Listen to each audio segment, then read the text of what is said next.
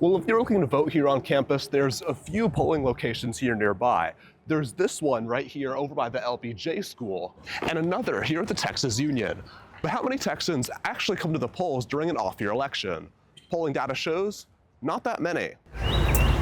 Just over 60% of registered voters cast their ballot in last year's presidential election. That's up from 45% in the 2022 midterms. But for the most recent off-year election, only 14% of voters came to the polls. Travis County has the highest rate of voter registration in Texas, but unfortunately turnout is still low. Molly Heichel is the president of Texas Votes, a student organization that gets voters to the polls each November. And she tells me, local and statewide propositions and policies can affect students a ton. This year's election could have a big impact. In some ways, more than the larger elections. The sorts of items that make their way into these constitutional amendment elections are not geared towards student populations. Josh Blank is the research director for the Texas Politics Project. He says that while most of these measures won't have an immediate effect on students, it's still important Longhorns get out and vote. If you plan on staying in the state, if you want to move back home in Texas or even stay in Austin, there are things that are really important on this ballot. The items Blank says to watch: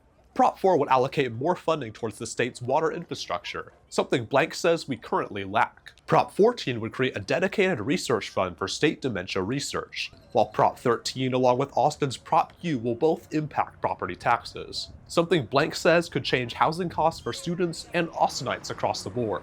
These things have a lot of influence over our funding, taxes, our local and state policies. So I think that voter turnout is especially important during these elections as well. Joseph Sweeney, TSTV News.